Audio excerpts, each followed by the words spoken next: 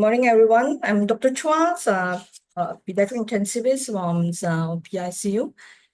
And today I'm a pleasure to introduce Dr. Michelle, who is our in-house pediatric intensivist, who just returned from Queensland Children's Hospital for her fellowship trainings. She's going to present to us about a topic about the balancing comfort and safety on providing analgesia and sedation in our PICU. So she has a great interest in this pediatric sedation and analgesia. Let's welcome Dr. Michelle in giving us expertise on this topic. Okay, Dr. Michelle. Thank you for the kind introduction. I shall share my slides. So, today I'm gonna give a general view on balancing comfort and safety. Well, this is the main focus in a pediatric intensive care unit among pediatric population. It often poses lots of challenges. So, I shall start this with a case discussion. Case one is a 14-month-old boy who has a background of recurrent bronchoesophageal fistula with a history of repaired esophageal stricture, post-esophageal atresia, and a TOF ligation at day 3 of life. So his condition was complicated with some chronic suppurative lung disease and severe tracheomalacia, and also has some faltering growth. So this boy coming in to ICU this time around for a post-operative right postural lateral thoracotomy with a mini ligation of the bronchoesophageal fistula and conversion to esophageal atresia with internal traction. Sounds complicated with this sentence, and but generally there is a planning to proceed with a second operation with this esophageal anastomosis. So this is a lovely pictures drawn by our pediatric surgeon colleagues, very nice drawing, which to make everyone's understanding easier. So this is a this is the airway tract, and this is the internal traction that's trying to extend the length of the esophagus to prepare for the second operation after they ligated the fistula between these two tracts. So the post-op plan initially was to keep the child intubated, ventilated, and paralyzed for at least 3 days if possible to avoid neck extension, worrying that these internal traction sutures might give way. So if any time point during this ETT got dislodged, we have to re-intubate, in fact, with a bronchoscopy guidance, and there's a plan for right thoracotomy and lengthening of these proximal and distal esophageal pouch in 7 days' time. So no neck extension for 3 days can be done with some muscle relaxant, but after 3 days, what will happen? Between day 3 to day 7 before the next operation is like it's gonna pose a lot of challenge if we off the muscle relaxant. And can we keep the muscle relaxant for long? Well, we had issues. So too long use of muscle relaxant will lead to critical illness, polyneuropathy or myopathy, pressure sores, and building up of secretion, causing mechanical blockade, and leads to lung collapse, which we actually had with this boy. Because to add on with that, he has a chronic suppurative lung disease. So he had lots of secretion to begin with. With muscle relaxant, prolonged period, all the secretion just built up and we had difficult with ventilation. So in fact, we have to off the muscle relaxant, but that will pose us a problem. How to keep him still? So we keep asking ourselves, can I keep the child mechanically ventilated with minimal movement despite no neuromuscular blockade? Case 2, we talk about another day 16 of life baby girl that was have a diagnosis of left congenital diaphragmatic hernia and pulmonary hypertension, also with a huge PDA with bidirectional shunt. So this baby girl was ventilated since birth and was put on high frequency oscillatory ventilator with a INO. So issue is that we have difficulty trying to sedate this child. In a way, not well sedation will lead to lots more higher pulmonary pressure, and that will lead to lots more of a hemodynamic instability. And in the end, there will be labile saturation with persistent shunting between pre and postductal sets. And that is actually not good for the brain. And there's secretion, lots of secretion if we try to paralyze this child. So how to achieve this balance?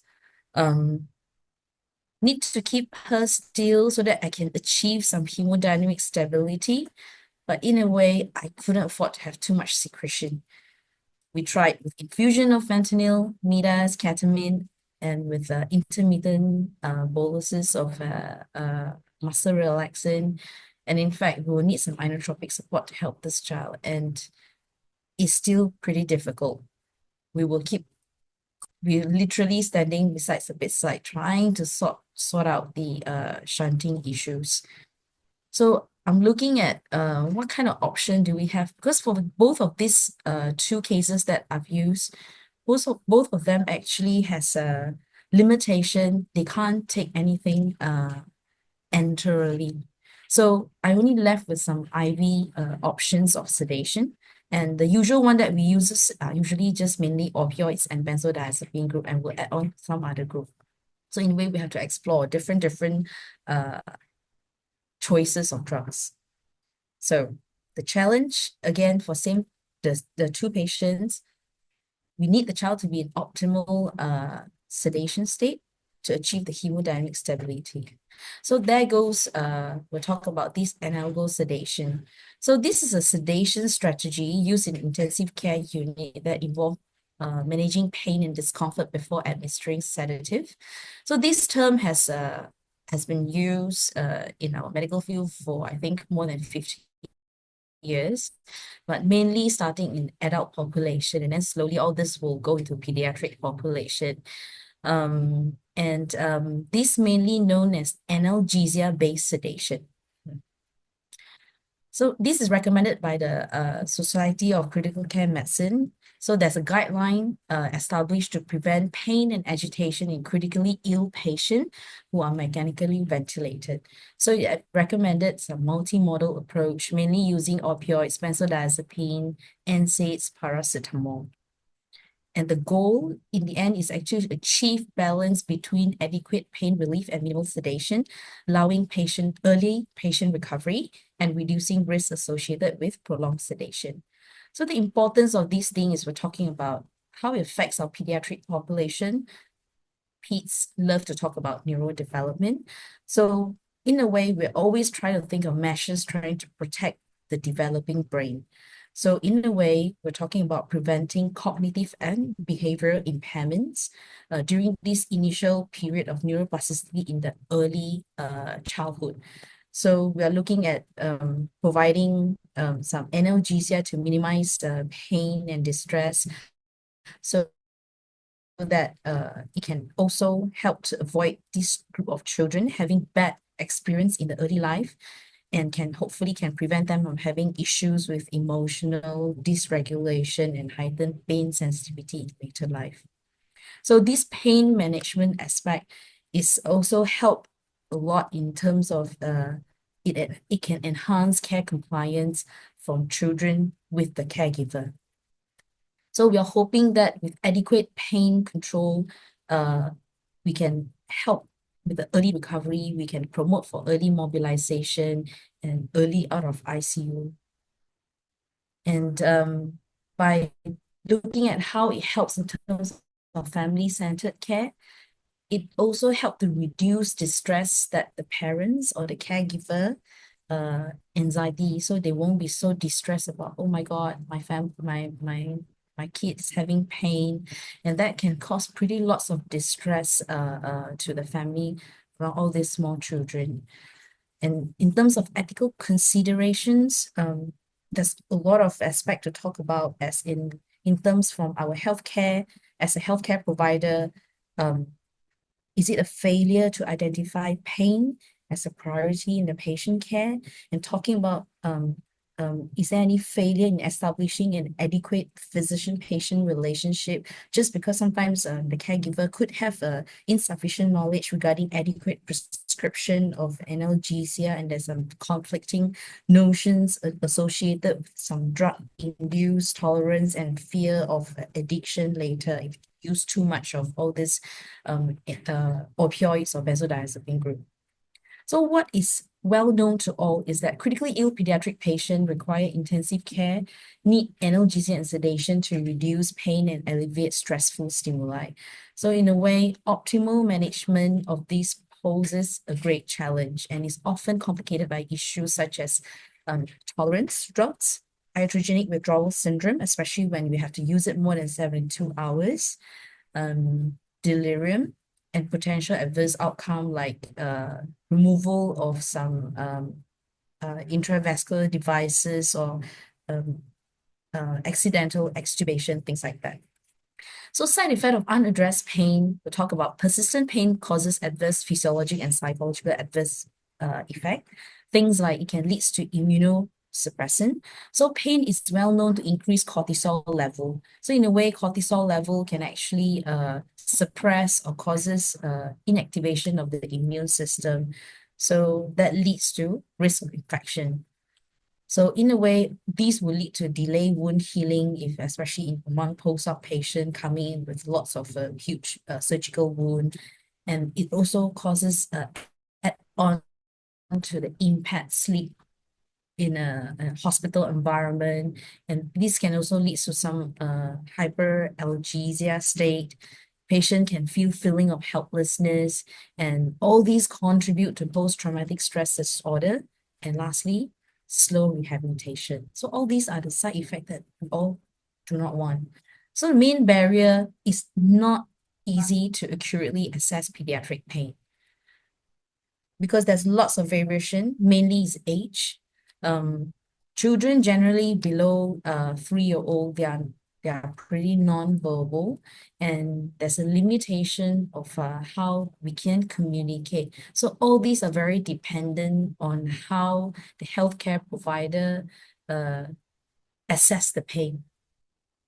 It's all very dependent on personal belief and what tools we use. And there's a developmental variation among children. Even a child is verbal, but they could have complicated with some premorbid disease, some syndrome. So they could have some speech delay that make the communication more difficult. And all these, they could also have an illness-related neurobehavioral sequelae. It means from the past experience, so they have fear, heightened fear, anxiety.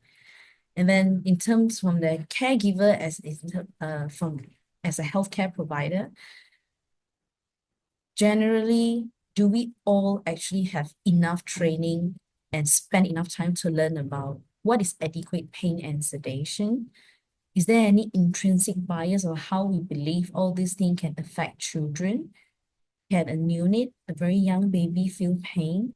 It's always a question mark. Some people may not feel baby can complain of pain because we never hear them say, I'm pain. And analgesia availability could be because of limited options available in certain setting. And of course, lack of understanding or adverse side effect that can also impair the prescription of the drug choices that we can provide to patient.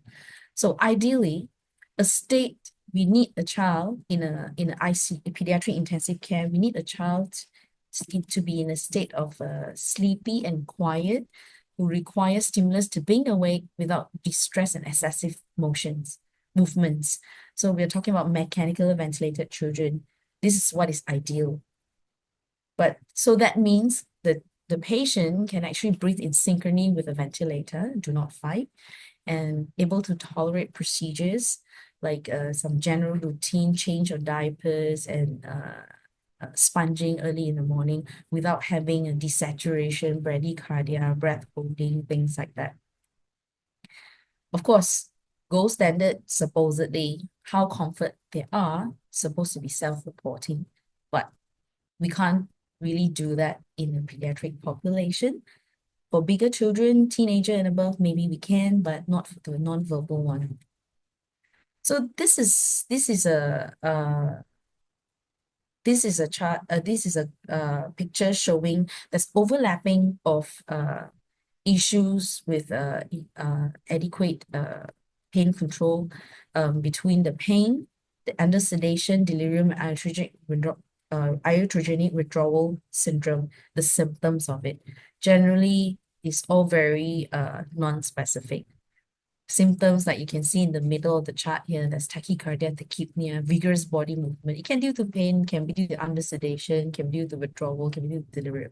It's actually very confusing at times. So which one, how should we decide which one? So by using the term analgesic sedation, always try to focus on addressing the pain first. And then we'll do step by step. Then that's how we slowly introduce different tools to try to help the caregiver, the bedside caregiver, which means the bedside doctors and the nurse, to decide what is the problem patient having. So the benchmark of analgesic sedation, we aim for optimal analgesia and sedation, and this is very dependent on the implementation of validated tools, and this is followed by regular monitoring of the effectiveness. And at the same time, we are also actively introducing tools to screen for withdrawal and delirium. Hopefully that we can minimize physical and chemical restraints, and this will encourage safe liberal activity at the bedside and promote restorative sleep. And that will help in the reduced incidence of PICU-acquired complication like accidental extubation and removal of intravascular devices. So this is a source from this European Society of Pediatric and Neonatal Intensive Care guidelines on interpretation of pain and what kind of environmental situation, treatment-related or patient-related issues that will help on help us to decide what kind of action, whether do we need to reduce or start or introduce some other drugs and use some non-pharmacological intervention, or shall we wait and see? And of course, it's always followed by some reassessment. So it's actually a very good paper to read. So this paper is a very long article, but I think it's very good and useful, especially for those doing pediatrics and in intensive care, that will help to enhance the understanding. So it actually promotes multimodal approach, which mainly focusing on addressing the pain first and also reduce agitation and maintain calmness by giving adequate sedation. At the same time, reduce tolerance, avoid iatrogenic withdrawal. And hence, hopefully that looking at the outcome, it can reduce length of stay in the pediatric ICU and reduce mechanical ventilation day. So how can we do that? The answer is by a combination of non-pharmacological and pharmacological therapies. So there's an innovative pain management techniques in pediatric ICU, which is beyond medication. We explore methods virtual reality, music therapy, guided imagery. So this is done in a different ICU, but at the moment there's a limitation in our own ICU setting.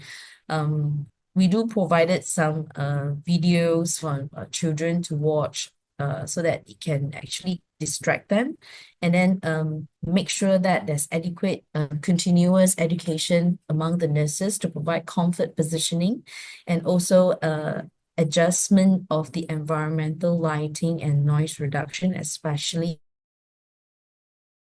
at night. Stimulate to help them to feel comfortable. And for the very young ones, sometimes for some procedure, we can actually use sucking with a little bit of oral sucrose. And presence of caregiver actually impact a lot, reduce anxiety among the patient. So analgesia, everybody knows this is the poppy flower, which mainly that's how we get our opioids from. provides pain relief, it can prevent accidental removal of devices, improve patient ventilator synchrony, optimize the hemodynamic, reduce oxygen consumption, and modulate stress response. So common, the one that we have here in terms of IV form is using morphine and fentanyl, but of course there are other options as well. Sedation, the ideal depth is actually has a significant intra and interpatient variability that will based on disease process and the stage of disease evolution, whether is there any further invasive therapy required, and any developmental stabilities. And the balance is important. If under sedation will lead to device removal, increased anxiety, and over sedation will prolong mechanical delivery, risk of intubation failure, delirium, and cause of tolerance and iatrogenic withdrawal. So choices commonly we use benzodiazepine. For short procedure, we also uses ketamine and propofol, and nowadays we are trying to move as alpha-2 agonist. This is not a new drug. It's probably been there for some time, but it's mainly it just increased use among pediatric critical care for the past 10 years. And this is what we are trying to introduce in our center recently. So examples, enteral form with clonidine and the IV form with dexmedetomidine. So there are multiple use prior to this. Clonidine can be used in ADHD for some various pain and panic disorder and for withdrawal as well from opioids and benzodiazepine. It's a weaning drug. So recent advancement, we actually use the adjunct for PICU sedation and procedural sedation, especially post-cardiac operation or aiming for those post-op short ventilation, aiming for extubation, early extubation. So the good beneficial about this alpha-2 adrenergic receptor agonist is that it has unchanged respiration and end-tidal CO2 during spontaneous ventilation. And it has a sympatholytic effect that's very beneficial for post-cardiac care. So there's ongoing research about its use among the neonate population, among neuro patient, and among general pediatric patient, though there is not much of RCT about the evidence about it. And there are a lot of papers, people are trying to compare its use, whether can it replace benzodiazepine. So combination with opioids, benzodiazepine, there are some centers that use it as a second line or even third line if the first two has failed. And there's various route about it as well. So this is the 2022 SCCM clinical CPG on the prevention and management of pain, agitation, neuromuscular blockade, and delirium in critical ill children. It's a good paper to read about it as well because it has this table where it shows what kind of assessment you can use for pain for sedation, and then what are the risk factor, the barriers, complication that we're looking at, and what's the management. It has what would be the recommended first line and what are the potential complications to look out for. So I think it's a very good one. I'm not going to go detail into it. And at the moment, there is also recommended sedation scoring among mechanical ventilated patient. Besides, there's lots of pain scale that we're using in children. So in our ICU setting, we mainly use flex score for children that is non-verbal and ventilated. For sedation, we actually uses Concord B scale. So sedation. So my take-home message, a multi-modal approach of this analgesia and sedation to achieve balance in terms of all perspective for the critically ill children in ICU. Choices of drugs are very context basis, so we use different tools to decide on it. And definitely there will be more research is needed for pediatric analgesic sedation because at the moment the data is definitely scarce. And also continuous education is very crucial at all levels from as a medical personnel, from student doctors and nurses. Need to keep updating ourselves on what kind of drugs are available and